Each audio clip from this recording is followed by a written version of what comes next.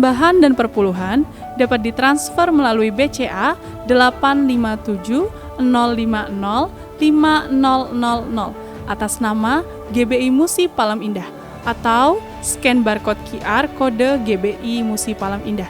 Tuhan Yesus memberkati.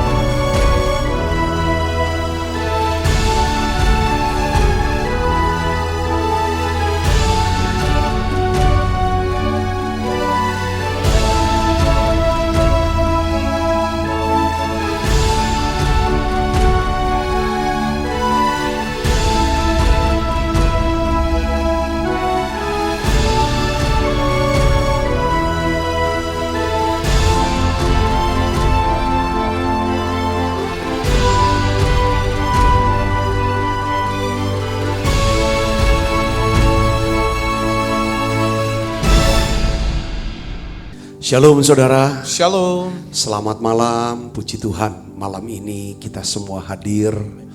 Saudara hadir bahkan sebelum waktu tayangan daripada Menara Doa ini. Kita percaya bahwa malam ini Tuhan akan melawat setiap kita. Saya mengajak saudara, siapkanlah hatinya, siapkanlah pikirannya, tanggalkan dulu semua beban dan masalah. Mari kita sujud menyembah Tuhan. Mari kita datang ke Tuhan. Bawa terus setiap hari. Biarlah kita makin dekat sama Tuhan. Makin ngerti, makin kenal Tuhan. Bukan cuman sekedar kita kenal reputasi Tuhan, karya Tuhan, perbuatan Tuhan, tapi kita bisa kenal sifat Tuhan, karakter Tuhan. Tuhan, aku berdoa di dalam nama Yesus, bersama ya Tuhan seluruh umat yang sudah hadir ya Tuhan di Menara Doa online ini ya Bapa. Kami minta ya Bapa dalam nama Yesus, malam ini curahkanlah Roh Kudus. Beri setiap kami hati yang baru, roh yang baru. Beri kami satu pengurapan ya Tuhan, urapan yang khusus. Engkau yang berjanji ya Tuhan, orang-orang yang menanti-nantikan Tuhan akan mendapatkan kekuatan yang baru. Terima kasih ya Tuhan, terima kasih. Basuh setiap kami dengan kuasa darah-Mu. Basuh kami dengan kuasa darah-Mu. Mari saudara buka suaranya. Mari mulai datang pada Yesus. Datang katakan, Tuhan aku hadir di sini. Tuhan aku hadir di sini. Aku merindukan Engkau. Aku menanti-nantikan Engkau. Tuhan ubah hatiku, ubah hidupku Tuhan. Yesus, sucikan, kuduskan setiap aku ya Tuhan. Sucikan, kuduskan setiap kami ya Bapa. Basuh kami semua dengan kuasa darah. Bawa kami lebih dekat lagi. Oh ya la bakasya la.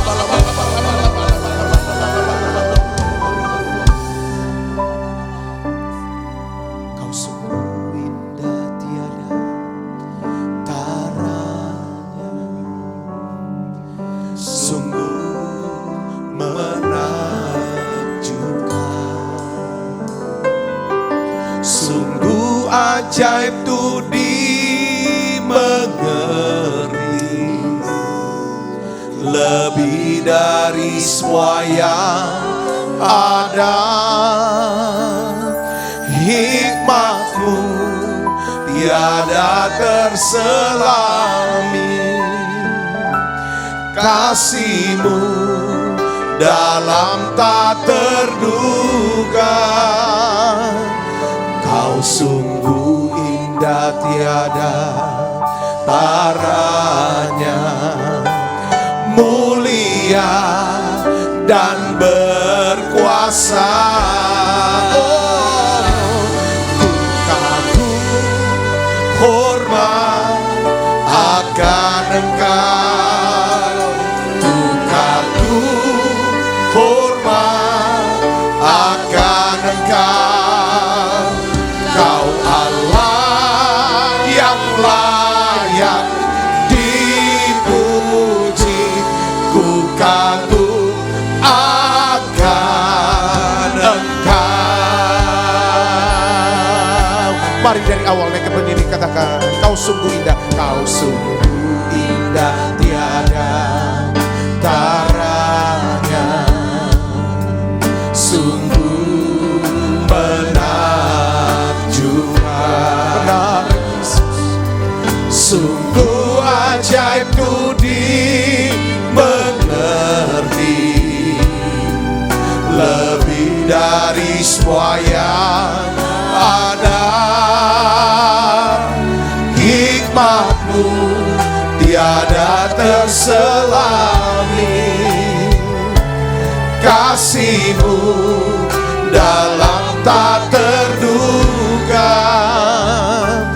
Kau sungguh indah tiada taranya. Katakan mulia, mulia dan berkuasa. Oh, ku kagum hormat akan Engkau, ku kagum hormat akan Engkau. Kau Allah yang layak dipuji, ku kagum akan Engkau. Haleluya. Ku kagum hormat akan Engkau, Tuhan. Ku kagum hormat akan ya Yesus.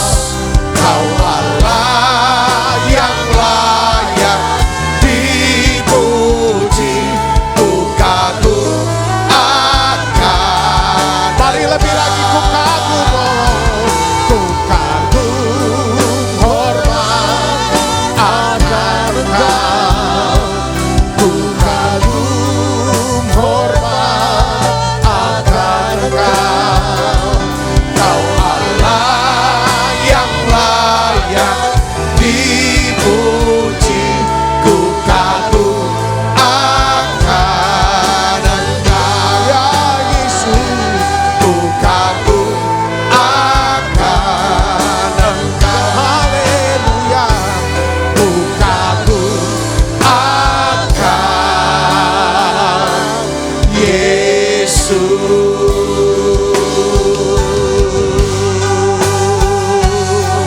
Sembah Dia, saudara. Dia ada di tengah-tengah kita semua. Yes. Saudara boleh tutup matanya, nikmati kehadiran, nikmati penyembahan ini. Yesus. Iya. Buka suaranya, saudara. Angkat tangannya boleh. Tutup matanya. Sembah dan puji duit hatamu, sembah dan puji duit hatamu, sembah dan puji duit hatamu. Yesus Tuhan adalah Raja. Sembah dan puji, oh, sembah dan puji duit hatamu, sembah dan puji duit hatamu.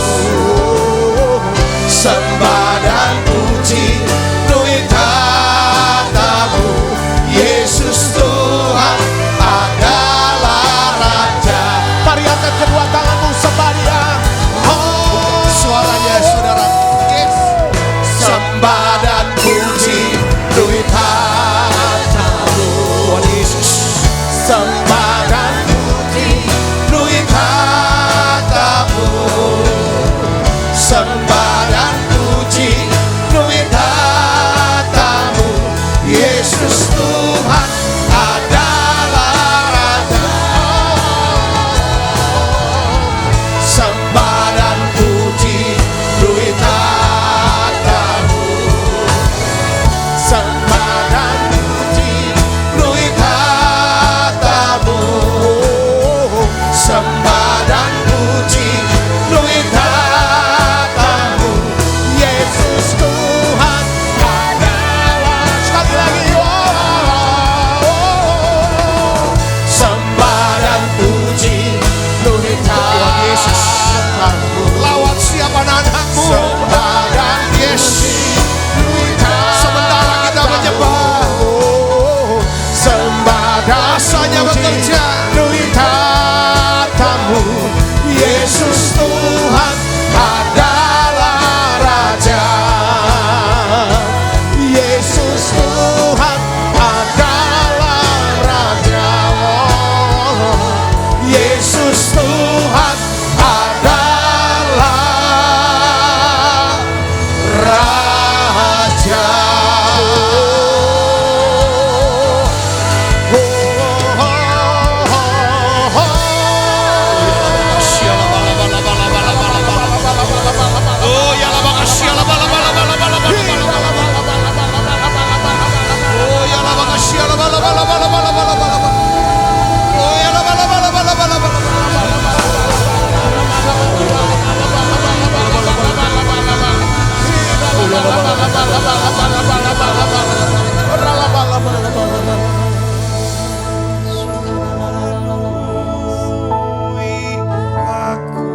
Sekarang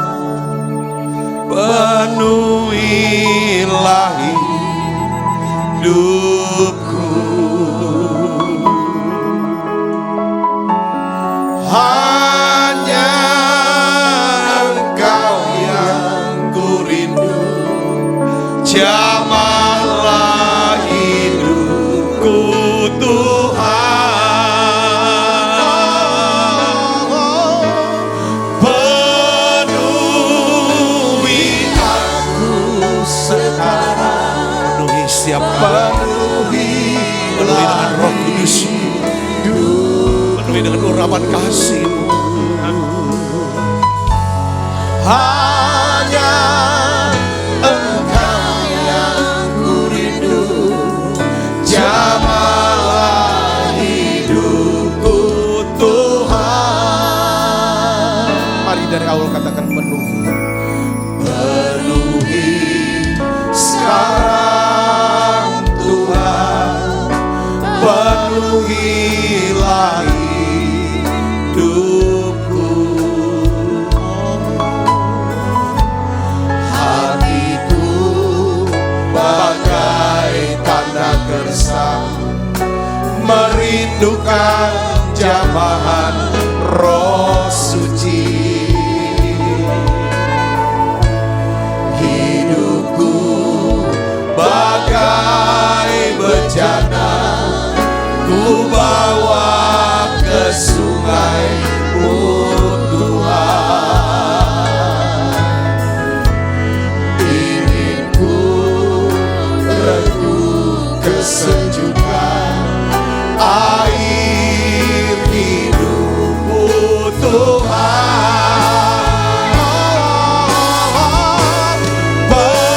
Penuhi aku sekarang, penuhilah hidupku. Hanya Engkau yang ku rindu. Jamahlah hidupku Tuhan. Shalom Bapak Ibu Saudara yang kasih dalam Tuhan. Mungkin saat-saat ini adalah saat-saat yang sangat sulit buat beberapa di antara saudara yang ada di Menara Doa ini. Saudara tidak tahu apa yang harus dilakukan. Saudara sangat susah, sangat sedih, takut, bingung. Ibu bapak tahu kan bahwa ada kuasa dalam pujian. Waktu kita nyembah, waktu kita muji, Alkitab bilang Tuhan tuh hadir di tengah-tengah kita. Waktu saudara naikkan nyanyian pujian dengan segenap hati saudara, sepertinya nyanyi simple, sederhana, tapi kuasanya, dampaknya besar. Yang di sini ini lega, lepas semua beban. Dampak lepasnya beban, dapatkan sukacita. Disitulah hikmat Allah akan bekerja dalam hidup saudara. Saudara akan tahu apa yang harus dilakukan. Saya ajak saudara menara doa tiap hari. Ya nyanyi setengah jam, kelihatannya nyanyi, tapi hidup kita diubah. Kata demi kata saudara ucapkan dengan iman. Saudara naikkan nada-nada dengan segenap hati. Mungkin suara gak merdu gak apa-apa, tapi Tuhan mau lihat kesungguhan kita. Saat kita nyanyi muji, apa yang terjadi? Buka suara. Maka Tuhan janji di Alkitab bahwa Dia akan buat kita kenyang dengan segala yang baik. Saya percaya waktu kita nyembah ini, penuhi aku sekarang Tuhan. Apa yang Dia akan penuhkan? Segala kuasanya, hikmatnya, kebaikannya, kasihnya, mujizatnya, Dia akan penuhkan saudara. Mari saudaraku angkat suaranya, bawa ke Tuhan Yesus. Inilah saat-saat di mana saudara tidak buru-buru dengan Tuhan. Saudara mau beri waktu khusus.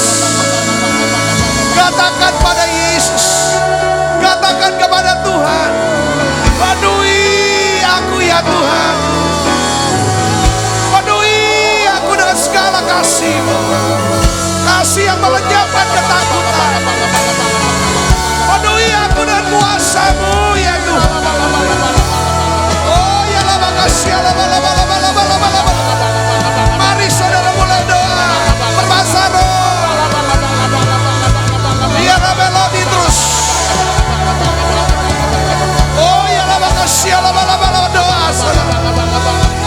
Saudara bisa bernubuat, berbicara kepada dirimu. Panggil, katakan nama masing-masing. Seperti saya panggil nama saya.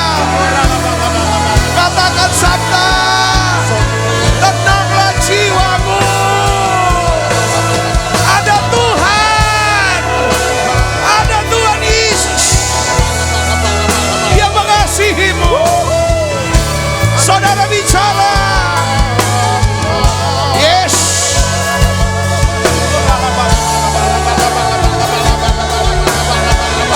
Terus sekarang saudara terima pengurapan ini. Saudara tutup matanya, terima pengurapan ini. Oh ya lama kasih, lama.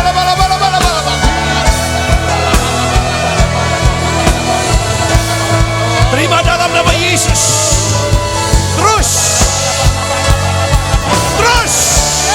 Yes. Beberapa di antara saudara mengalami kelepasan. Terima dalam nama Yesus. Terima Roh Kudus. Terima Roh Kudus. Terima dalam nama Yesus. Terima dalam nama Yesus. Penuh. Saudara boleh berbahasa roh, yes. Dalam nama Yesus.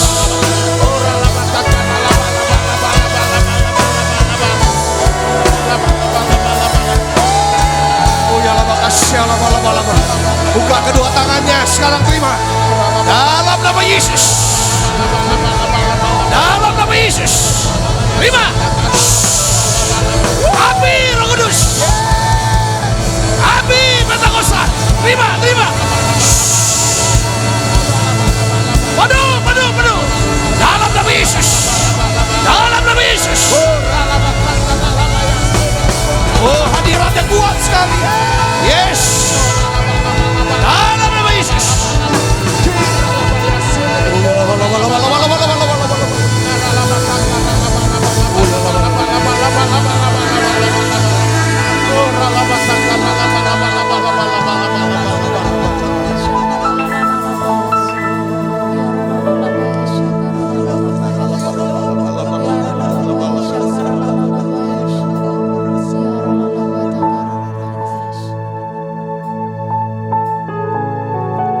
Sembah dia, saudaraku, terus sembah, biar rasakan kasihnya. Urapan kasih menjamah mulai dari pikiran saudara, yes, ke hati. Terus sembuh dalam nama Yesus. Saudara yang sakit, yes, terima kesembuhan. Saudara sedang sakit, terima kesembuhan, yes. Terus ucapan terima kasih Tuhan untuk kesembuhan ini. Kesembuhan rohaniku, kesembuhan atas sakit penyakitku, yes. Kesembuhan keuanganku, yes. Sembah dia, sembah. Oh ya la makasih, ya la.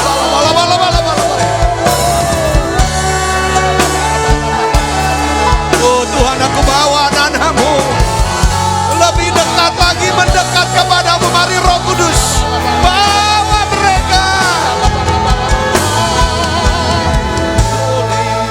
Holy, holy are you Lord. Holy, holy, holy are you Lord. The elders and angels bow, redeem, worship you now. Holy, holy, holy are you Lord. Holy, holy, holy are you Lord. Holy, holy, holy are you Lord.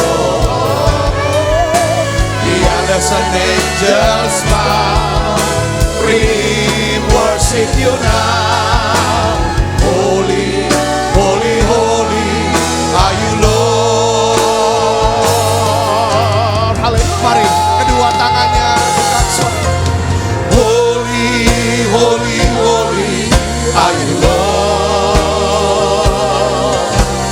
Holy, holy, holy are you Lord. The elders and angels bow, worship you now. Holy, holy, holy are you Lord. Holy, holy, holy are you Lord. Holy, holy, holy are you Lord. The elders and angels bow, worship you now. Holy, holy, holy are you Lord. Holy, holy, holy are you Lord. Holy, holy, holy are you Lord. The elders and angels bow, redeem, worship you now.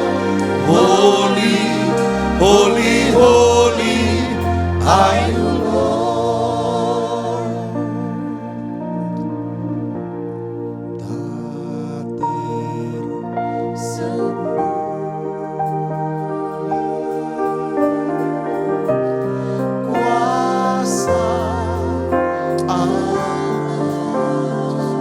Tuhan Yesus, tolong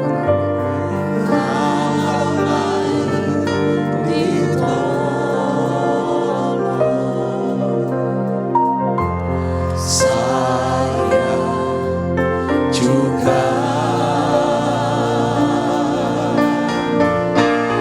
tangannya terbuka. Buka suaranya saudara.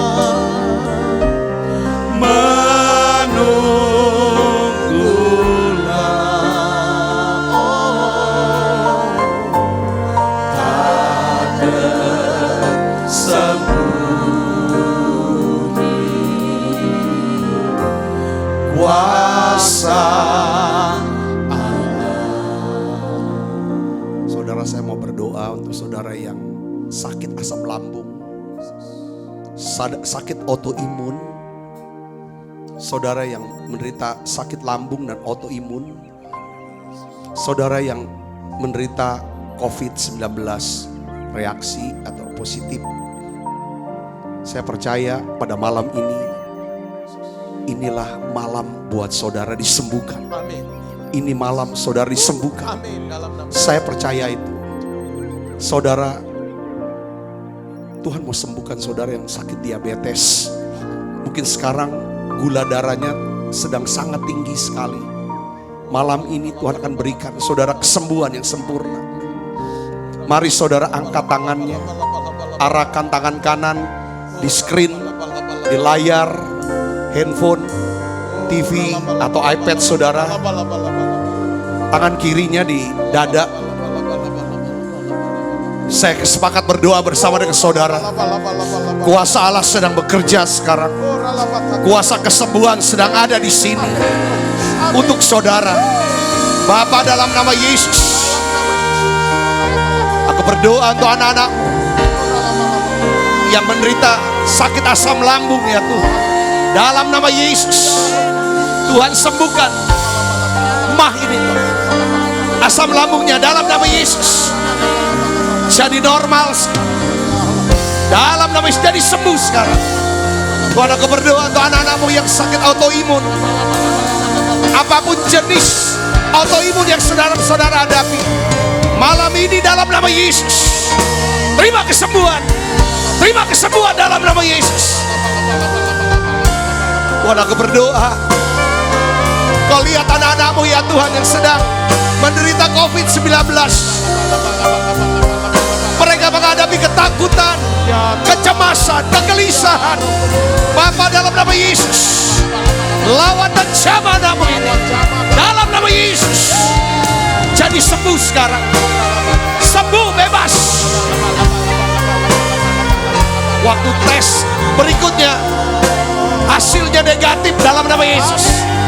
Tuhan, Kau yang sanggup membangkitkan orang mati. Malam ini Kau akan bangkitkan siapa anakmu yang ada di ICU ini. Aku berdoa dalam nama Yesus, jadi sembuh sekarang. Tuhan, aku berdoa untuk anak-anakmu yang sedang menderita gula darah yang tinggi, diabetes. Aku berdoa dalam nama Yesus, jadi sembuh sekarang. Terima kesembuhan. Terima kasih. Tuhan, sakit apapun yang saudara hadapi sekarang oleh bilur Yesus, terima kesembuhan. Terima dalam nama Yesus.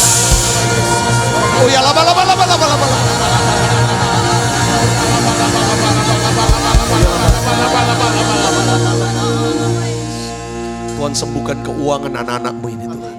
Sembuhkan bisnis mereka, pekerjaan dan karir mereka. Sembuhkan hubungan kami satu dengan yang lain. Sembuhkan hubungan kami terutama dengan Engkau Tuhan. Bawa kami dekat lagi dengan Tuhan. Permudah kami masuk hadirat. Beri kami kemampuan untuk bisa menyembah. Terima kasih. Malam ini kami percaya semua yang sakit itu sudah disembuhkan. Yang lemah Tuhan sudah kuatkan. Yang susah Tuhan sudah hiburkan. Terima kasih banyak Bapa. Terima kasih Allah Roh Kudus. Urapi hamba-Mu untuk dapat menyampaikan pesan firman-Mu dalam bahasa yang sederhana dan mudah dimengerti. Dalam nama Yesus, semua kita yang siap menerima firman dan hati gembira, sama-sama katakan amin. Amin. Silakan duduk kembali Ibu Bapak. Shalom. Puji Tuhan, malam ini malam yang luar biasa. Pujian penyembahannya luar biasa, hadirat Tuhan begitu kuat. Saya mengalami jamahan yang luar biasa. Dan saya percaya juga Tuhan mendengar dan menjawab doa-doa kita. Katakan amin. Nah, hari ini saya ingin bagikan saudara lanjutan daripada khotbah kemarin. Ya saudara, tentang kunci Daud. Yang kita akan bahas tentang ikat pinggang kebenaran. Mari kita akan buka Alkitab kita dari Yesaya pasal 22 saudara. Ayat 20 sampai 22. Kita akan baca bersama-sama 3 ayat ini. Ya saudaraku, ya kita akan baca 1, 2, 3. Maka pada waktu itu aku akan memanggil hambaku Eliakim bin Hilkiah. Aku akan mengenakan jubahmu kepadanya. Dan ikat pinggangmu akan kuikatkan kepadanya. Dan kekuasaanmu akan kuberikan ke tangannya. Maka ia akan menjadi bapa bagi penduduk Yerusalem dan bagi kaum Yehuda. Aku akan menaruh kunci rumah Daud ke atas bahunya. Apabila ia membuka, tidak ada yang dapat menutup. Apabila ia menutup, tidak ada yang dapat membuka. Ya, sudah ada 4 faktor penting yang menjadi prasyarat bagi seseorang yang menerima kunci Daud, saudaraku. Kita sudah bahas, ya kan? Saya berdoa supaya setiap kita menerima yang namanya kunci Daud. Katakan amin, saudaraku. Ya, yang pertama di sini dikatakan apa, saudara? Seorang yang mengenakan jubah kebenaran. Kemarin kita sudah bahas, ya kan, saudaraku? Jubah kebenaran. Yang kedua adalah seorang yang mengenakan ikat pinggang kebenaran. Hari ini kita akan bahas. Nah, besok kalau Tuhan kehendaki kita akan bahas tentang seorang yang berani memikul tanggung jawab. Yang keempat adalah seorang yang memiliki hati Bapa. Saudara, kita bisa menyelesaikan tugas dan panggilan hidup kita bila mana Tuhan memberikan kita apa? Kunci Daud. Nah, kunci Daud ini adalah kuasa dan otoritas Allah yang bekerja lewat apa, saudara? Doa-doa kita, perkataan-perkataan profeti kita, dan juga pekerjaan kita. Apabila Roh Kudus dicurahkan ke atas kita, Dia memberikan kita kuasa, ya kan? Untuk apa? Dibukanya pintu-pintu mujizat, pintu-pintu berkat, sehingga kita mengalami apa? Pembebasan seutuhnya. Yang mengerti percaya katakan amin. Ya saudara, so bisa tulis amin di live chat saudaraku yang serius. Jadi kalau kita mendapatkan kunci Daud, ya, kita bisa perintahkan pintu-pintu yang tertutup itu dibukakan dalam nama Tuhan Yesus. Jika sesuatu yang buruk itu terjadi atau terbuka, kita bisa berkata tertutup dalam nama Yesus, maka itu akan tertutup. Yang mengerti katakan amin. Ketika Roh Kudus sedang dicurahkan ke atas kita, ya kan, di dalamnya ada kuasa dan otoritas untuk kita bisa menjadi saksi Tuhan. Nah, kemarin saya mau review sebentar, saudara. Untuk kemarin kita bahas tentang jubah kebenaran, ya. Yesaya 22 ayat 21 katakan, aku akan mengenakan jubahmu kepadanya. Ini jubah, ya kan, jubah. Apa sih artinya? Tuhan kasih jubah. Ini yang pertama, jubah. Seorang yang akan menerima kunci Daud, otoritas, kuasa daripada Allah, saudaraku. Ya kan? Adalah seorang yang pertama harus terima jubah dulu. Siapa? Artinya apa? Ya orang itu harus lahir baru. Harus lahir baru. Harus ditebus. Harus percaya Yesus. Kayak seperti gini, saudara. Ya kan? Kita bisa mengaktifkan kuasa darah Yesus. Nah, itu bagian dari kunci Daud, ya kan? Kalau kita sudah menjadi orang Kristen, orang yang sudah percaya Tuhan, mengakui Yesus sebagai Tuhan dan Juru Selamat secara pribadi. Makanya saudaraku, ini bicara tentang, ya kan, kita perlu menerima jubah kebenaran. Itu bicara tentang apa, saudara? Itu Yeskel 36 ayat 26-27 katakan. Ini dulu, kita harus menerima apa? Hati yang baru, roh yang baru. Kamu akan kuberikan hati yang baru dan roh yang baru di dalam batinmu. Dan aku akan menjauhkan dari tubuhmu hati yang keras. Kuberikan kepadamu hati yang taat. Rohku akan kuberikan apa? Diam di dalam batinmu. Aku akan membuat kamu hidup menurut segala ketetapanku. Dan tetap berpegang pada peraturan-peraturanku dan melakukannya. Ini dulu, saudaraku. Jadi dia berikan hati baru, roh yang baru, hati yang taat. Ya saudara, yang bisa melakukan. Jadi sini apa tuh jubah? Saya review yang kemarin, ya kan? Jubah itu adalah bagian terluar. Jubah bukan hanya berfungsi untuk menutupi tubuh, tapi juga menunjukkan apa? Status dan identitas seseorang. Nah, di dalam Alkitab ada jubah kebenaran. Kemarin kita sudah bahas jubah pujian. Ya, ketika kita nyanyi, ku kenakan jubah pujian dan sebagainya. Di Perjanjian Lama, jubah berkaitan langsung dengan sesuatu yang apa? Jasmani dan rohani. Nah, kita bahas kalau jubah seorang budak, kalau saudara lihat zaman dulu itu cingkrang.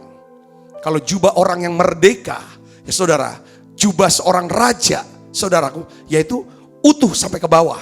Nah, Daud di sini kunci Daud, saudaraku yang seperti Yesus. Daud seorang yang mengerti betul betapa jubah yang dikenakannya itu punya pengaruh yang sangat besar. Kita sudah bahas kemarin, sejak Daud mendapatkan jubah Yonatan, perilaku Daud berubah menjadi apa? Bijaksana, cermat, hati-hati, ahli, terampil, saudara, peka. Sehingga dampaknya apa? Saudara, setiap kali Daud maju berperang, ia selalu berhasil. Saudara, itu dampak daripada sebuah jubah. Saudaraku, saya percaya inilah yang Tuhan kehendaki buat saudara dan saya. Dia ingin berikan kita jubah. Jubah apa? Jubah kebenaran, jubah kelahiran baru, jubah, saudaraku yang jubah pujian. Tuhan mau berikan jubah ini buat setiap kita. Katakan amin. Jadi jubah ini bicara tentang kayak macam ada dua unsur ya saudara. Ya, status identitas ini bicara tentang apa? Kalau Tuhan berikan jubah itu rohnya. Itu ada unsur apa?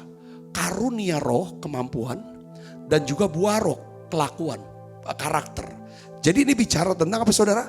Kemampuan dan karakter. Itu dalam jubah itu saudaraku. Yang mengerti katakan amin. Nah lihat sini. Yusuf ketika dia dikenakan jubah warna-warni oleh ayahnya Yakub, maka Yusuf ini dia tidak lagi bersifat kekanak-kanakan. Ada kedewasaan yang luar biasa yang muncul di dalam dirinya setelah dia pakai jubah itu saudaraku. Jadi kemarin pada waktu pembukaan sekolah Bethesda saudaraku, kita ngumpul sama orang-orang tua. Jadi waktu ibadah itu seperti kayak turun gitu saudara. Saya juga ada diskusi sama istri, ya kan, bahwa ini anak-anak, inilah hari pertama anak-anak ditaruh di di sekolah ini.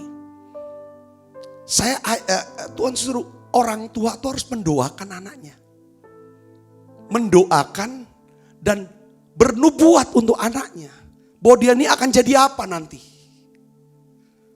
Hari pertama. Lalu saya juga bicara sama kepala sekolah dan para guru, nanti ambil 1 hari. Kalau orang tuanya udah dapet anaknya ini akan jadi apa? Misalnya jadi dokter. Jadi nanti sekolah atau ini kan meminta supaya anak ini datang ke sekolah dengan baju dokter. Kalau mau jadi polisi, polisinya nggak boleh pakai pangkat sersan atau tamtama, tapi pangkat bintang 4.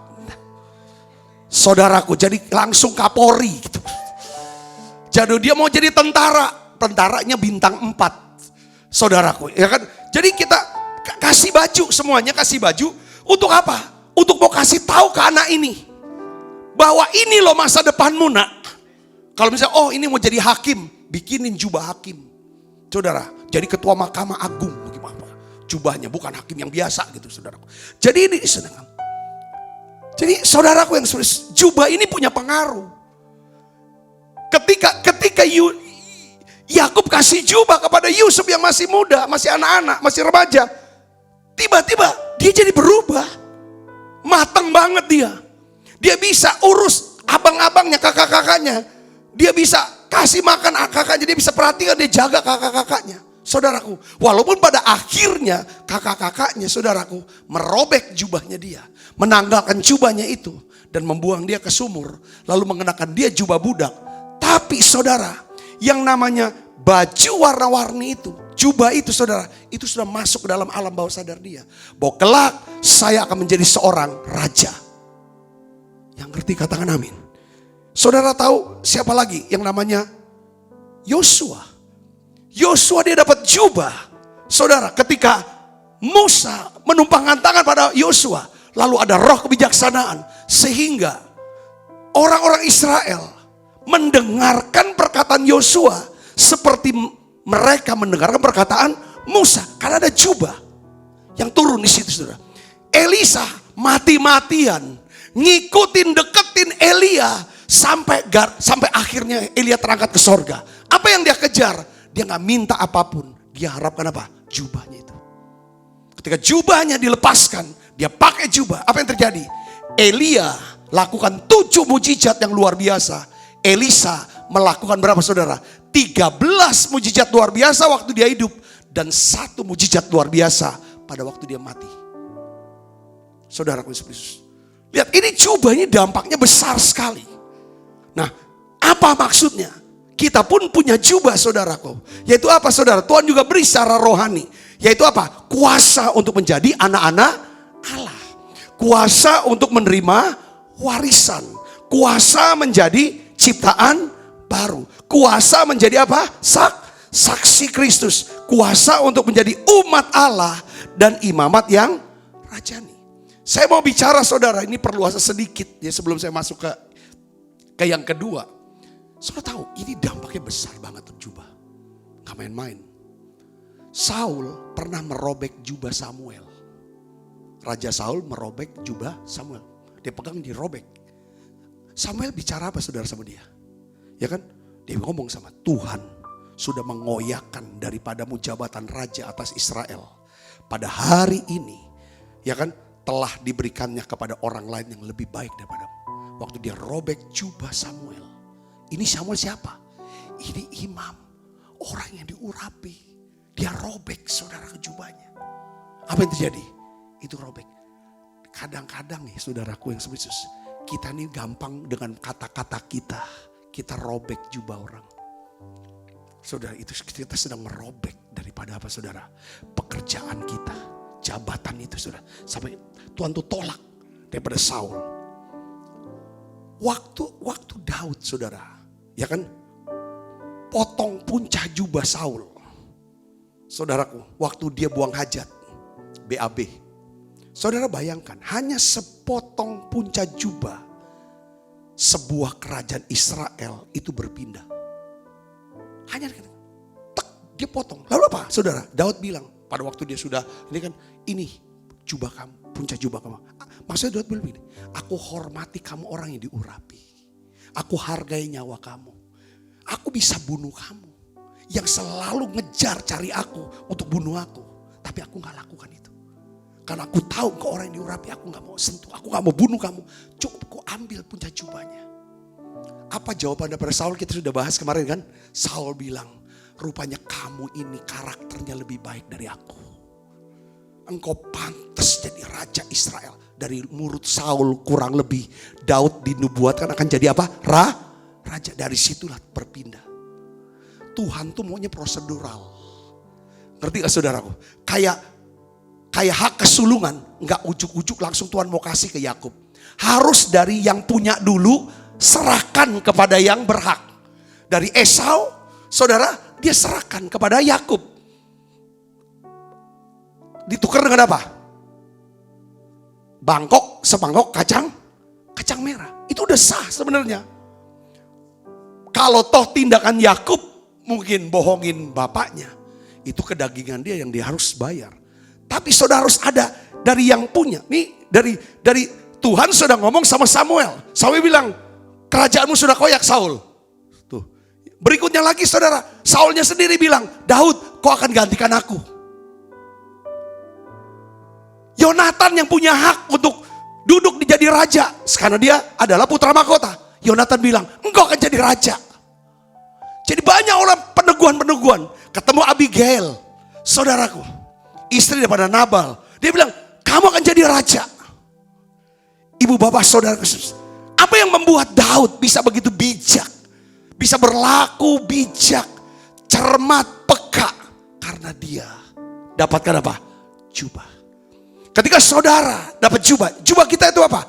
Hati yang baru, roh yang baru. Itu doa kita setiap hari. Setiap kali kita menara doa kita adalah Tuhan beri kami roh yang baru. Hati yang baru, roh yang baru. Disitulah jubah itu turun buat saudara. Apa yang sulit bagi orang lain, itu akan jadi mudah bagi saudara. Yang percaya katakan amin. Orang yang menerima jubah dari Tuhan, hidup orang itu pun diubahkan oleh Tuhan. Yang percaya katakan amin. Yang percaya katakan amin. Jadi saudaraku, kita bahas kemarin apa yang jubah itu bicara tentang apa lagi? Pikiran. Karena dalam Kolose 3 ayat 12, ya kan? Karena itu sebagai orang-orang pilihan Allah yang dikuduskan dan dikasihinya, kenakanlah belas kasihan. Yang kenakan artinya apa? Selalu berpikir, selalu bicara, selalu berbuat dalam satu ini kan adalah apa? Kerangka apa? Belas kasihan, kemurahan, kerendahan hati, kelemah lembutan dan kesabaran. Lima sifat ini harus kita terus pikirkan untuk kita bisa lakukan. Itu namanya kita sedang mengenakan apa? Jubah. Katakan apa? Jubah kebenaran adalah kebelas kasihan, kemurahan, kerendahan hati, kelemah lembutan dan kesabaran. Kalau 5 hal ini datang, kuasa Roh Kudus bekerja bebas dalam hidup kita. Yang percaya katakan amin. Roh Kudus memberkati saudara berlimpah-limpah. Saudara akan menjadi orang yang dapat dipercaya oleh Tuhan. Sehingga saudara mendapat banyak berkat. Kalau saudara dan saya kenakan jubah 5 ini.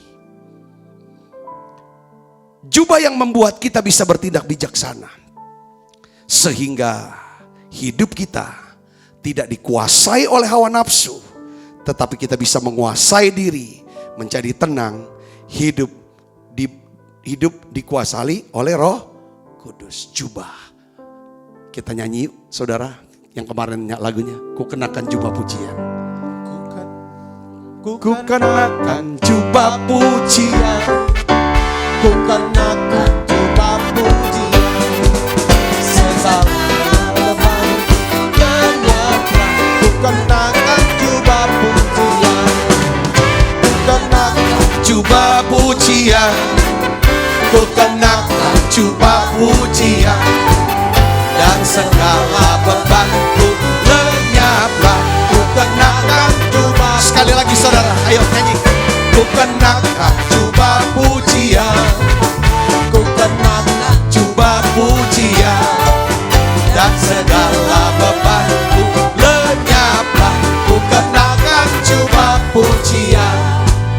Nah yang kedua saudara, seorang yang akan menerima kunci Daud.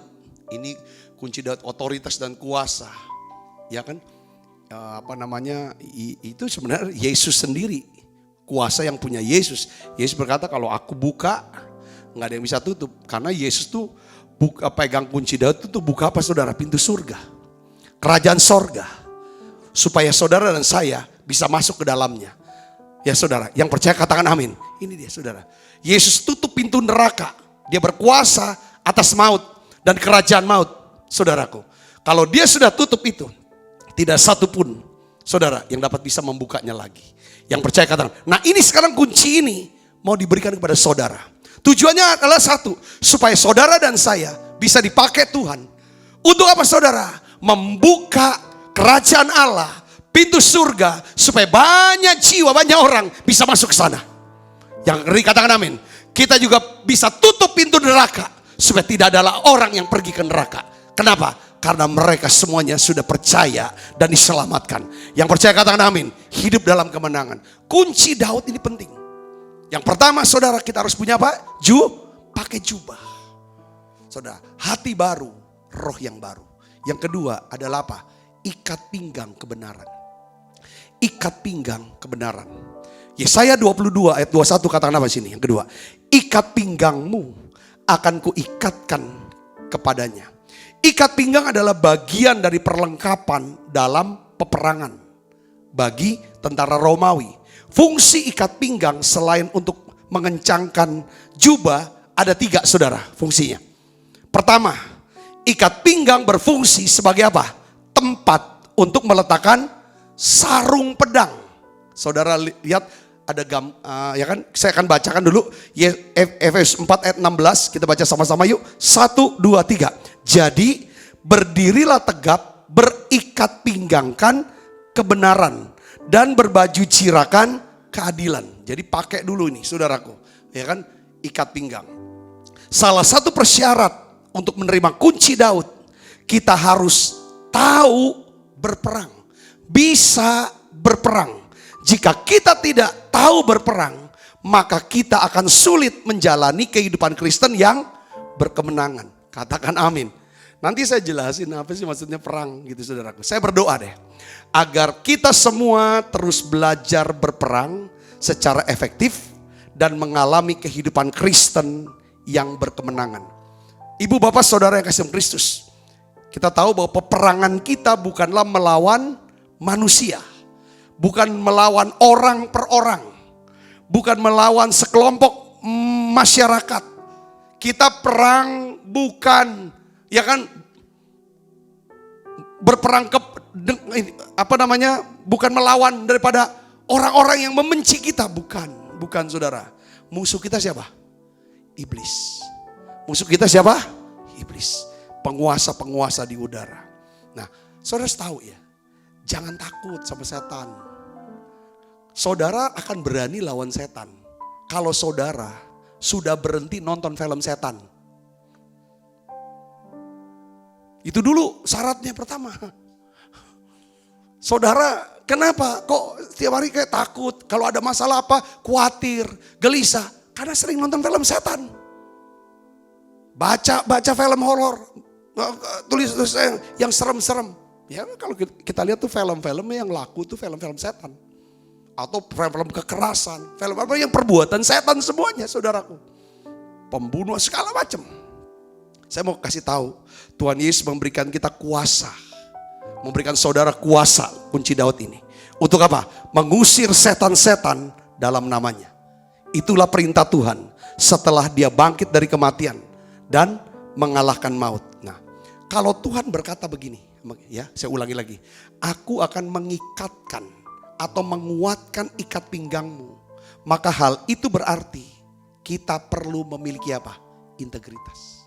Ikat pinggang kebenaran itu maksudnya adalah hidup dalam integritas. Hidup dalam integritas. Ikat pinggang kebenaran. Saudara, ya, berikat pinggangkan kebenaran artinya kita tidak hanya mengetahui kebenaran firman. Kita enggak cuma tahu firman. Tapi kita juga menjadi apa? Pelaku firman Tuhan. Katakan amin. Kita tuh baca Alkitab, kita belajar Alkitab. Bukan cuma sekedar untuk tahu Alkitab, punya pengetahuan Alkitab. Kita baca Alkitab supaya kita bisa apa saudara? Melakukan, jadi pelaku, mentaati, yang mengerti katakan amin. Jadi itulah makanya saudaraku yang serius, kalau kita mengetahui kebenaran firman, tetapi kita tidak melakukannya. Kalau saya mengetahui kebenaran, tetapi tidak melakukannya, maka saya tidak memiliki integritas. Hal itu sebenarnya adalah sebuah apa? Kemunafikan. Saudaraku, Tuhan berkata bahwa jika kita menjadi orang yang munafik atau tidak punya integritas, sesungguhnya kita tidak memiliki pertahanan. Kita tidak pernah punya kekuatan untuk melawan siapa? Iblis. Makanya saudaraku yang kasih sama Kristus, ikat pinggang itu pertama berfungsi sebagai tempat apa? Cantelan pedang. Saudara, sarung buat pedang. Ya, kalau kita punya pedang tapi nggak punya sarung untuk cantelannya, saudaraku yang Kristus, ini akan jadi masalah. Seperti orang punya firman tapi tidak bisa melakukan. Nah, ini yang jadi masalah. Akhirnya hidupnya apa? Mengalami banyak kekalahan. Kalau ada masalah sedikit, ambiar. Ada kesulitan sedikit, serangan sedikit, saudaraku. Apa yang jadi? Khawatir, gelisah. Nah, hari ini ibu bapak yang kasih Kristus, Tuhan mau kita berikat pinggangkan apa?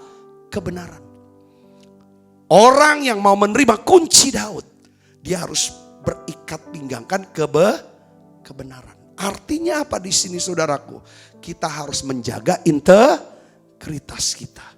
Tuhan menghendaki kita menjaga integritas. Hal itu bukan berarti kita harus menjadi orang yang sempurna. Bukan kita jadi orang yang sempurna, yang 10 betul kata orang Palembang. Enggak. Tetapi Tuhan menghendaki kita menjadi orang yang apa? Tulus, dan jujur, otentik. Katakan amin saudaraku, jujur. Makanya saya pernah berpikir gini saudara. Ada skandal Presiden Amerika. Ada 2 orang. Pertama adalah Watergate. Richard Nixon. Itu jatuh waktu skandal. Ada lagi Bill Clinton. Ada skandal juga, tapi gak jatuh. Kenapa? Kita tahu bahwa kalau misalnya Richard Nixon apa skandalnya? Watergate. Bohong. Cuma ngomong bohong, jatuh. Bill Gates apa saudara? Masalah apa? Masalah seksual. Kok gak jatuh? Dia ngomong benar. Iya memang kulakukan. Ini. Saudara sini. Rupanya saudara berbicara tidak benar itu lebih parah kalau di sana. Kalau di sini kita biasa ya. Jadi pelajaran pertama sebagai orang Kristen adalah integritas. Ini yang harus kita belajar. Saudaraku, berkata benar. Sesuai kenyataan, tidak ditambahkan, tidak dikurangin. Benar apa adanya itu. Mau kita salah, ya kita omong salah. Kita ngomong benar. Hitam-hitam, putih-putih. Nah di sini, kalau kita bisa belajar tentang berbicara benar, berpikir benar, bertindak benar, maka kita sedang berikat pinggang kebenaran. Banyak orang Kristen itu gampang banget dimangsa oleh musuh. Karena mereka tidak mau hidup dalam apa? Integritas. Mudah berkata berkata dusta. Gak benar segala macam itu dipoles-poles. Supaya orang ambil kesimpulannya jadi ini penting saudara. Karena kita tahu di sini. Ini kuat atau tidak kita. Tergantung daripada apakah ada kebenaran di kita. Di mana ada kebenaran, di situ akan ada apa? Damai sejahtera. Di mana ada damai sejahtera, di situ ada kuasa untuk apa? Menginjak iblis tetap ada di kaki kita. Saudara bisa di sini katakan amin. Jadi musuh itu selalu berusaha untuk melemahkan kita dengan mencuri sukacita, damai sejahtera, menjerat kita ke dalam berbagai pencobaan dan membuat kita jatuh, mengikat kita dengan rasa malu dan rasa bersalah. Kita hidup dalam ketakutan. Ini musuh saudaraku. Jadi gini saudaraku yang kasih Kristus, kita harus punya kemampuan untuk berperang. Orang yang punya kemampuan berperang, dia harus tahu dong, apa sih sebenarnya strategi musuh. Kita harus tahu dulu strategi musuh itu apa. Makanya orang yang mau berperang harus lengkap data dan informasi. Siapa yang bertugas mengumpulkan data dan informasi? Intelijen, bidang intelijen. Saudaraku, sebelum saudaraku orang Israel menduduki tanah perjanjian, Musa utus 12 intelijen, pengintai. Untuk apa? Ngambil data, saudaraku. Sebelum Yosua masuk tanah perjanjian, dia kirim 2 orang. Sebagai apa? Tim intelijen. Saudara, untuk apa? Untuk bisa melihat datanya, strategi musuh itu apa. Nah sekarang saya mau kasih tahu saudara, strategi musuh cuma 4. Pertama adalah, dia tebar kebohongan. Dia tebar kebohongan, dusta. Itu karena iblis adalah bapak segala dusta. Saudara, ini penting. Kita harus tahu. Nah posisi kita harus menjadi bapak kebenaran. Amin. Oleh karena itu saudara dan saya, pentingnya kita punya firman, baca firman tiap hari, mikirin firman, perkatakan firman. Dan saudara di sini hidup dengan firman. Kalau saudara punya firman dan perkatakan firman, aplikasikan firman, itu namanya saudara bisa berperang. Bisa berperang, tahu strategi musuh dan bagaimana menaklukkan strategi itu. Ketika iblis menebarkan yang namanya roh dusta, dustanya kepada saudara, sakit COVID ini, kau kan anak masih kecil ya. Kalau kamu mati nanti, anak kamu siapa, gimana. Terus dia, itu dusta iblis. Oh, kamu sakit ini, nanti kamu akan ini, nanti ini. Kamu sedang ada masalah pekerjaan kamu, masalah keuangan. Wah, nanti kamu akan begini. Itu dusta iblis. Tapi kalau saudara punya firman, saudara bisa pakai itu firman. Ikat pinggang kebenaran. Artinya saudara punya firman dan bisa perkatakan firman itu. Saya bisa lawan strategi iblis dengan apa? Firman Tuhan. Allahku sanggup mencukupi segala kebutuhanku. Penyakit ini tidak akan pernah mendatangkan kematian, tapi untuk menyatakan kemuliaan Allah. Tuhan adalah gembalaku, takkan kekurangan aku. Dia akan sertai aku. Katakan amin. Kalau Tuhan berkenan kepada jalan hidup seseorang, maka Tuhan sendiri akan mendamaikan aku dengan musuh-musuhku. Itu saudara firman, saudara katakan itu. Saudara pikirkan itu. Saudara lakukan itu. Dengar baik, dusta. Strategi pertama dikalahkan. Strategi kedua daripada iblis itu apa? Strategi apa setelah yang dusta? Dia menebar apa sebab roh ketakutan. Karena dari dustanya dia akan bikin apa saudara? Ketakutan, intimidasi dia buat.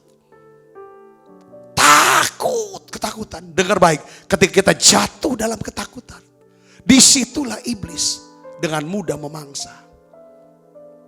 Satu hari, saudaraku, malaikat perintahkan anak buahnya, malaikat, ya kan? Sudah bunuhlah satu kota itu, katanya.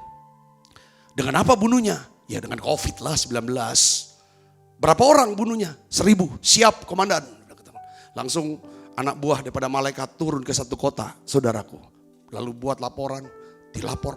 Bukan 1000 yang mati, saudara tahu berapa? 10.000. Ini saya kutip daripada cerita ketua sinode kami, saudaraku.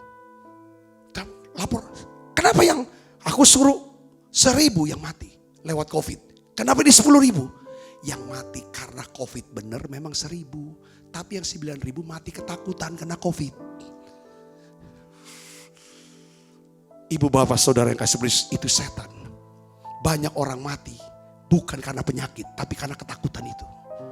Banyak orang saudara terpuruk keuangannya, bukan karena dia tidak bisa kerja, bukan karena dia nggak bisa kelola uang, tapi karena ketakutannya, takut miskin, takut kurang, akhirnya dia serakah, lalu dia lakukan salah ambil ke investasi. Saudara bisa ngerti ini, katakan amin. Nah ini roh ketakutan.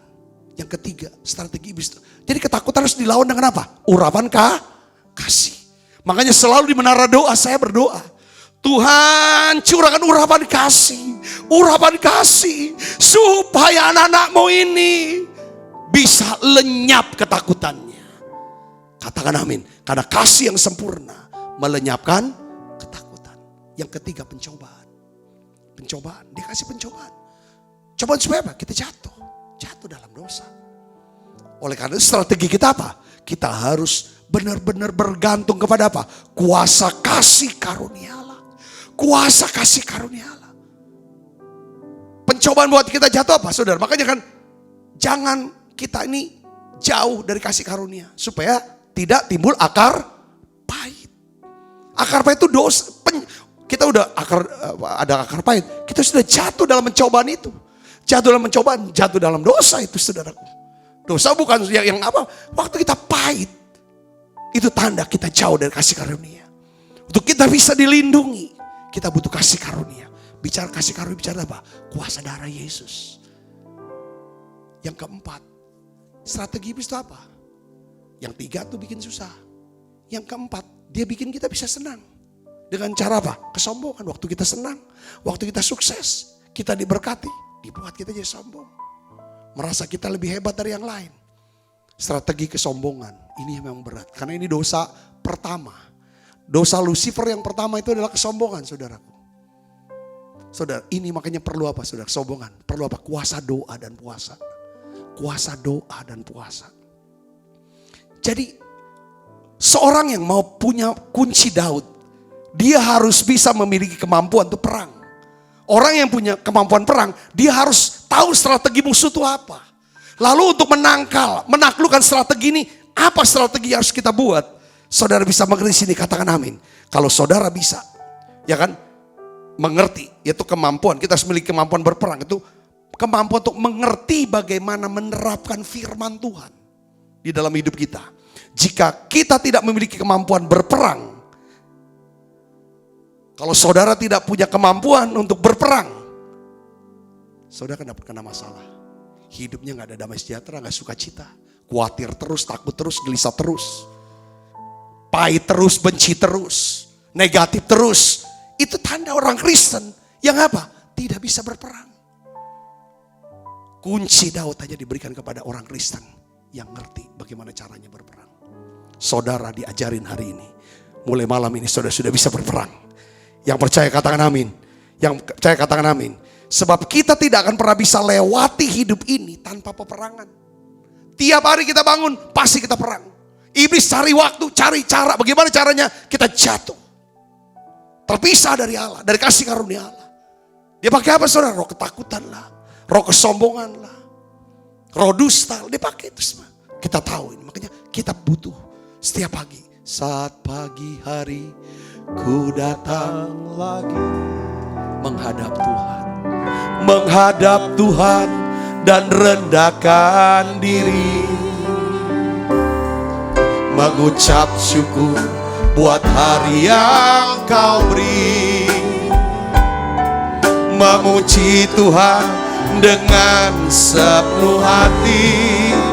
Ku sembah Allah Maha Kudus. Ku tinggikan Allah Maha Tinggi. Ku serahkan tubuh jiwa rohku dalam pimpinanmu Tuhan. Sebenarnya program Menara Doa ini itu sebenarnya tempat latihan candra di muka untuk berperang, saudaraku sebenarnya. Kita doa, kita muji nyembah, tiap hari dengar firman ini. Tinggal sudah praktekkan. Praktekkan. Saya sudah ajar tentang bagaimana membangun kepercayaan kita sama Tuhan. Bangun kepercayaan, bangun kekuatan. Ya kan? Jadikan Allah itu sumber kekuatan. Nanti-nantikan Tuhan. Bahasa roh, ngomong, bernubuat untuk diri sendiri. Itu kan saudara, itu strategi-strategi semua kita belajar. Itu latihan untuk berperang. Katakan amin saudaraku. Kristen harus bisa berperang. Kalau saudara bisa berperang dan saudara menang, disitulah saudara dapatkan apa? 3 hal. Raja-raja zaman perjanjian lama itu perang, saudara, selalu perang.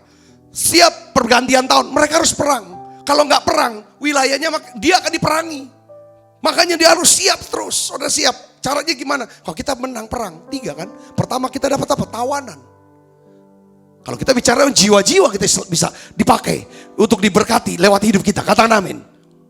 Lewat peperangan kita, peperangan rohani kita itu apa? Mungkin kita ngalami kegagalan dalam keuangan, kegagalan di dalam sakit penyakit. Lalu kita bisa disembuhkan, ngalami kemenangan. Dampaknya apa saudara? Kita punya otoritas untuk menguatkan orang, melayani orang-orang yang punya masalah yang sama dengan, yang sedang memiliki masalah yang sama dengan kita. Kita bisa doakan, kita bisa nasihati. Akhirnya mereka juga ngalah. Itu yang namanya tawanan. Yang kedua, setiap raja yang menang perang, panglima menang perang, selain dapat tawanan, kedua dapat apa? Jarahan. Jarahan itu bicara apa? Kekayaan. Saudara, setiap kali masalah-masalah timbul dalam hidup kita, kalau kita bergantung Tuhan, bergantung firman Tuhan, bergantung kuasa Tuhan, bergantung daripada sesama orang-orang Kristen bergaul. Dengar baik saudara. Kita ini akan, kalau kita menang, itu kan kita tambah pinter. Tambah bertumbuh imannya. Tambah dewasa. Sudah bisa menang atasi, ada selesai. Artinya apa saudara? Semakin besar masalah, kita bisa selesaikan masalah kita atau masalah orang lain. Semakin besar upah yang kita terima. Saudara, makanya saya bilang, gak usah kejar untuk cepat jadi kaya. Tapi biarlah minta supaya jadi orang yang dapat dipercaya. Bukan cepat kaya, tapi jadi orang yang dapat dipercaya. Karena orang yang dapat dipercaya akan mendapat banyak berkat. Yang mengerti kata amin saudara. Untuk saudara bisa dipercaya, saudara harus jadi orang yang cerdas, yang pinter, yang bisa, yang bijak, yang bisa menyelesaikan banyak masalah.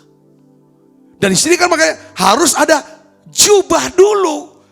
Kalau nggak ada jubah mau pakai ikat pinggang gimana? Pasti saudara dibilang orang apa? Bayangin telanjang nggak pakai baju tapi pakai ikat pinggang kan nggak mungkin. Pakai jubah dulu. Jubah itu hati baru, roh lahir baru. Kedua, saudara baru bisa baca firman, dengar pengajaran firman, itulah ikat pinggang kebenaran. Yang mengerti katakan amin. Yang mengerti katakan amin. Saya berdoa kita terus belajar berperang secara efektif. Tuhan telah memberikan kita pedang roh, yaitu apa? Firman Tuhan, pengajaran firman Tuhan setiap hari kepada kita. Tuhan berkata, aku akan mengikatkan dan menguatkan ikat pinggangmu. Hiduplah dalam kebenaran firman Tuhan. Maka Allah damai sejahtera akan membuat iblis berada di bawah telapak kaki kita. Katakan amin. Itu yang pertama. Ikat pinggang. Saudaraku, fungsi ikat pinggang pertama adalah tempat untuk naruh pedang. Ini pedang bicara pedang, roh bicara firman. Yang kedua, saudara itu apa? Ikat pinggang adalah tempat untuk menaruh kantung uang atau dompet.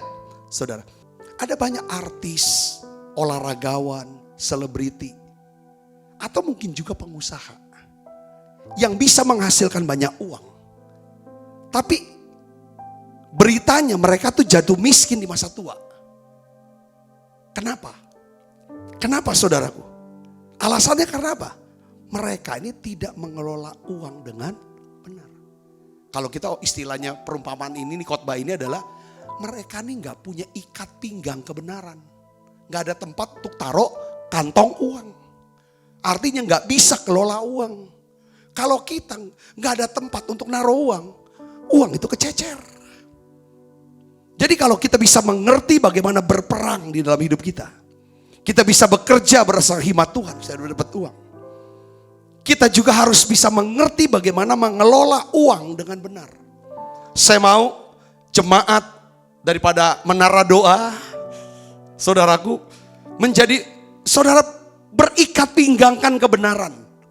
Salah satunya saudara punya tempat, ada tempat untuk saruh uang itu.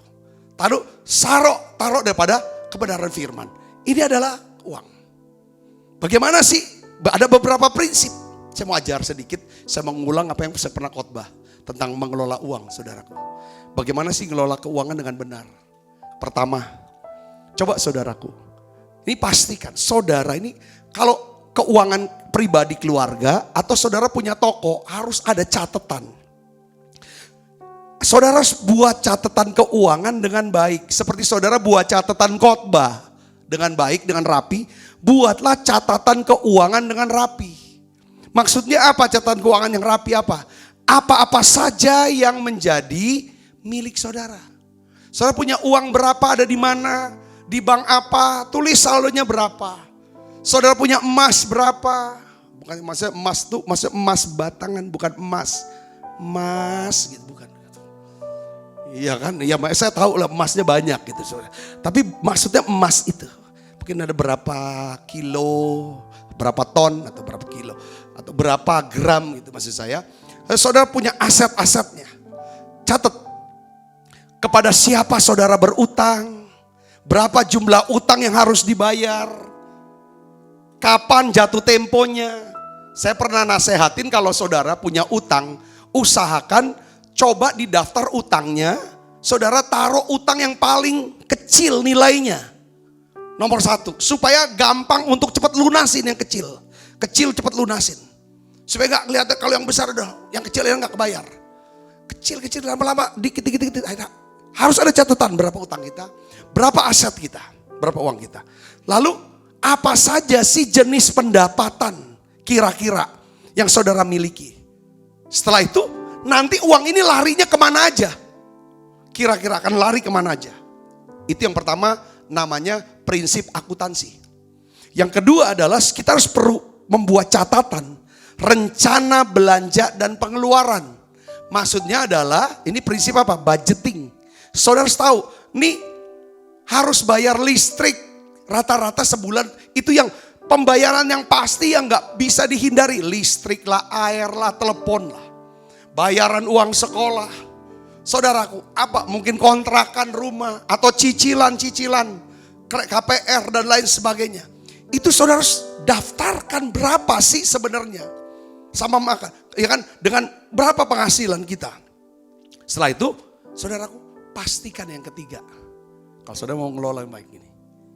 Kenapa kok artis ini, pengusaha banyak yang kok gak jadi susah di masa tua? Karena sejak dari masa muda tidak menyisihkan penghasilan. Kita harus sisihkan penghasilan untuk jadi apa? Tabungan dan investasi. Ya, harus ada di saudaraku. Ini saya ngomong dulu dah teorinya, saudaraku. Kalau mau berdebat mah gampang. Kalau soal berdebat gampang. Mungkin mau debatnya Pak, boro-boro mau nabung. Ya kan, makan aja gak cukup, itu udah urusan nanti. Sekarang nih teorinya dulu kasih tahu. Yang ngerti katakan amin. Nah ini saudaraku, ya kan. Ini kayak misalnya dulu saya pernah bicara. Kan kita kan juga mau anak kita. Kita tahu anak kita nih 10 tahun lagi akan kuliah. Butuh uang kuliah 120 juta rupiah. Jadi setahun kita harus kumpulin duit berapa? Saudara sudah tahu berapa duit? Setahun 12 juta. Setahun. Sebulan harus kumpulin duit berapa? 1 juta. Sehari harus kumpulin duit berapa? 30 ribu. Jadi kalau saudara mau punya uang 120 juta 10 tahun depan, mulai hari ini sisihkan uang 30 ribu rupiah. Katakan amin saudaraku. Katanya tuh gak ada ya, saya baru baca tuh artikel dari seorang ahli keuangan. Tidak ada istilahnya asuransi pendidikan, gak ada. Yang bilang 10 tahun lagi nanti akan cair. Nanti pas 10 tahun lagi cair. Katanya itu kan, ya istri saya juga ikut. Rupanya pas 10 tahun dicek, misalnya 1 tahun kita nabung 12 juta, 10 tahun harusnya 120 juta kan kita dapat minimal. Ya enggak. Dapatnya berapa? Ya 50 juta. Lalu dia bilang, kan itu kan premi asuransi jiwanya. Ini nih. Untuk aku berangkat ke Eropa. Pakai itulah. Jadi saudaraku, saudara harus nabung. Saudara harus nabung. Sisihkan ya. Asuransi ada investasi. Tergantung investasi. Kalau investasi tidak hilang. Itu akan berkembang. Tapi kalau misalnya udah premi yang habis. Kan ada. Kadang-kadang kita tahu. Wah kok ya. Kayak misalnya yang uang habis yang angus untuk berobat, asuransi berobat, ya kan kita harus bayar. 1 tahun misalnya 10 juta, ya kita pakai, kita untung, nggak pakai, angus, kita nggak bisa ambil balik. Saya bisa mengerti maksud saya sini. Artinya nggak bisa itu. Makanya kita harus tahu keuangan. Maksudnya berikat pinggangan kebenaran, ikat pinggang kebenaran. Saudara jangan sampai harus ngerti tentang keuangan. Mau investasi asuransi, reksadana, saham. Kalau investasi di kasino itu bukan investasi saudara. Itu judi. Itu bukan investasi ya kan saudara. Itu lain lagi. Yang keempat saudaraku. Kita harus bisa menyisihkan uang kita. Dan mengembalikan ya kan milik Tuhan berupa persembahan persepuluhan. Di mana kita mendapatkan makanan rohani. Katakan amin. Jadi yang kedua, saudara, ikat pinggang ini adalah saudara itu apa? Untuk supaya kita bisa mengelola keuangan. Katakan amin. Seorang yang dapat kunci Daud, punya otoritas. Dilihat saudara, orang ini bisa gak kelola uang dengan baik. Tuhan tidak akan pernah bisa percayakan seseorang untuk satu harta yang sesungguhnya. Kalau dia tidak bisa mengelola harta milik orang lain. Atau yang namanya mamon, yang tidak jujur. Kalau kita gak bisa mengelola uang, Tuhan gak akan pernah bisa percayakan sesuatu yang lebih lagi. Saya bisa ngerti dikatakan amin. Saya melihat ya saudara, para hamba-hamba Tuhan yang dipercaya Tuhan untuk satu pelayanan yang besar. Saya perhatikan pada saat mereka benar mengatur keuangannya, maka Tuhan percayakan satu pengurapan untuk jiwa-jiwa, untuk hikmat dan juga untuk keuangan. Katakan amin. Kalau hamba Tuhan ini seperti ini, apalagi ini di masa susah seperti ini. Saudaraku, ini perlu yang namanya satu pengurapan. Pengurapan apa? Kunci Daud. Katakan amin saudara, ini perlu kita minta. Yang terakhir, ikat pinggang orang Romawi. Di bagian tengahnya ada baja, besi tipis seperti dipilin untuk melindungi apa? Alat produksi atau aurat. Ketika Tuhan mengikat dan menguatkan kita dengan ikat pinggang kebenaran. Hal itu berarti Tuhan memberikan kita karunia Roh Kudus. Untuk apa? Melindungi alat reproduksi kita.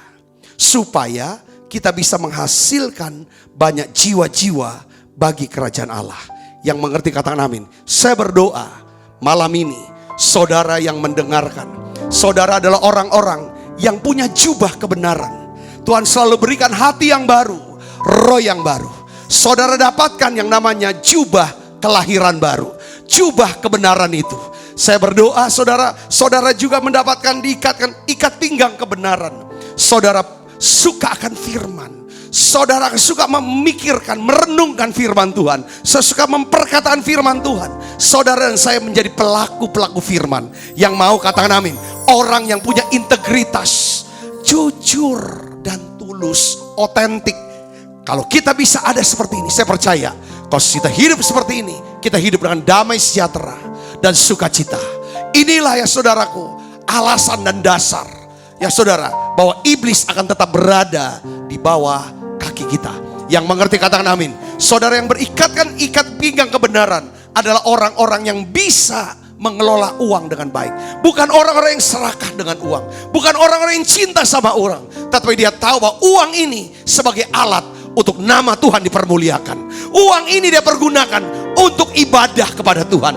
Uang ini digunakan supaya banyak-banyak orang bisa ditolong oleh dia. Saudara Kristus, inilah orang yang berikat pinggang kebenaran. Dia ngerti apa yang harus dia lakukan. Bukan menjadi orang yang kikir, bukan menjadi orang yang serakah, tapi menjadi orang yang cermat, yang bijak untuk mengelola daripada uang ini. Yang ngerti katakan amin. Yang ketiga saudaraku, orang yang berikat pinggang kebenaran, dia bisa melindungi saudara alat reproduksinya sendiri. Katakan amin saudara. Dia jaga auratnya dia. Karena inilah tempat daripada apa sih? Pelipat gandaan. Saudara akan jadi besar. Saudara akan dilipat gandakan kalau saudara berikat pinggangkan daripada kebenaran. Malam ini saya percaya kuasa Allah sedang turun atas setiap kita. Sedang turun atas saudara. Dia akan memberikan kunci Daud. Supaya apa yang kau buka itu akan terbuka.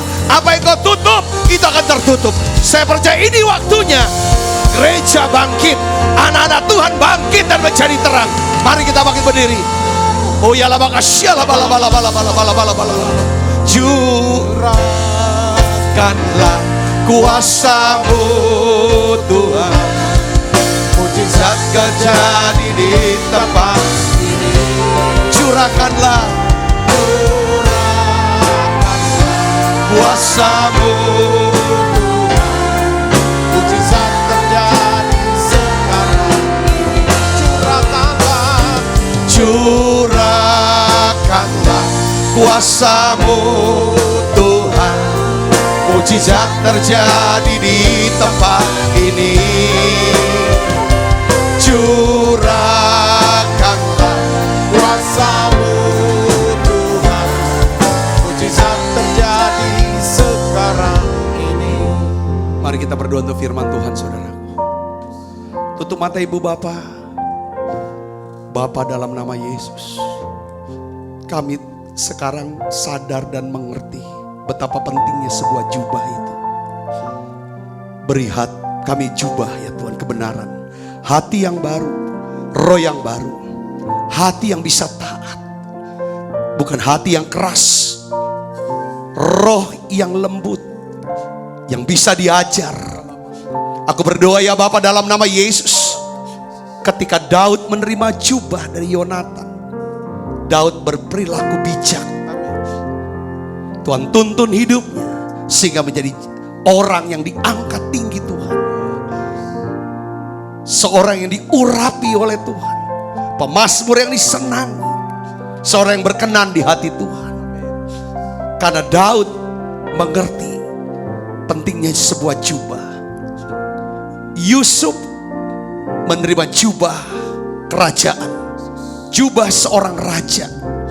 Jubah warna-warni. Pada waktu Yusuf mengenakan jubah ini, Yusuf menjadi satu pribadi yang dewasa, yang bertanggung jawab, yang mau memelihara daripada kakak-kakaknya. Sekalipun hal itu dia harus mengalami sesuatu yang sulit. Tapi dari situlah Tuhan bawa Yusuf menjadi Perdana Menteri di Mesir.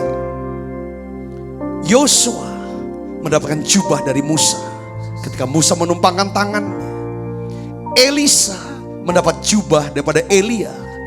Hari ini Bapa dalam nama Yesus, biar Engkau berikan jubah buat setiap anak-anak-Mu tempat ini.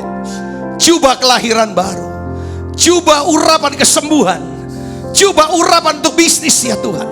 Di dalam nama Yesus, jubah ya Tuhan untuk penginjilan. Aku berdoa Bapa dalam nama Yesus, Kau berikan pengurapan khusus kepada anak. Hari ini kami berdoa, beri kami ikat pinggang kebenaran itu ya Tuhan. Biarlah Tuhan kami menjadi orang-orang yang lapar dan haus akan firman Tuhan. Kami begitu rindu belajar firman, mengerti firman, dan menjadi pelaku firman. Di dalam mulut kami penuh dengan firman Allah. Terima kasih Tuhan, terima kasih. Kami menjadi orang yang punya integritas, jujur dan tulus. Bapa, aku berdoa beri kami kemampuan, hikmat untuk bisa mengelola keuangan dengan benar. Terima kasih Tuhan, terima kasih. Dan juga ya Bapa, kami berdoa biarlah ya Tuhan kami bisa melindungi Tuhan daripada alat reproduksi kami, sehingga penuaian jiwa-jiwa bisa terjadi lewat hidup kami. Berkat-Mu turun untuk setiap anak-anak-Mu ya Bapa. Berkati firman ini terus bertumbuh dan berbuah dalam hidup kami. Di dalam nama Yesus kami berdoa. Sebentar kami akan makan perjamuan kudus. Engkau memberkati perjamuan ini. Lewat perjamuan ini Tuhan, semua yang sakit Tuhan sembuhkan, yang lemah Tuhan kuatkan, yang susah Tuhan hiburkan. Di dalam nama Yesus kami berdoa. Haleluya, amin. Kita akan makan perjamuan kudus, Ibu Bapak.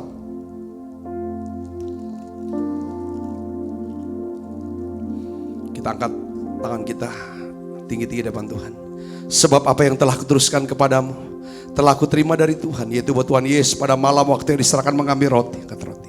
Dan sudah itu ia mengucap syukur atasnya, ia memecah-mecahkannya dan berkata, inilah tubuhku yang diserahkan bagi kamu, perbuatlah ini menjadi peringatan akan aku, saudaraku. Bukankah roti tangan kita ada persoalan kita dengan tubuh Kristus? Mari kita makan dalam nama Tuhan.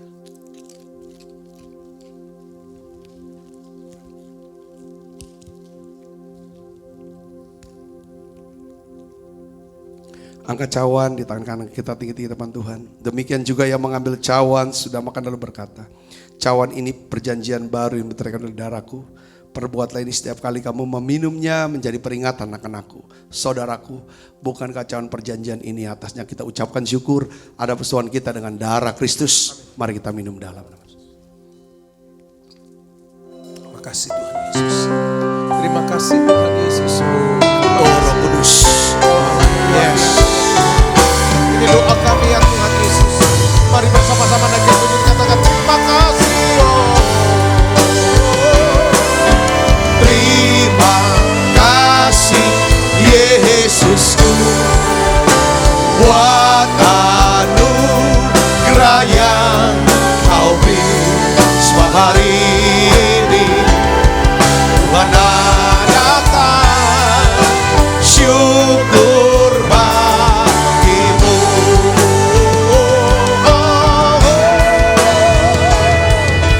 Terima kasih Yesusku, buat anugerah yang Kau beri. Sebab hari ini Tuhan adakan syukur bagimu.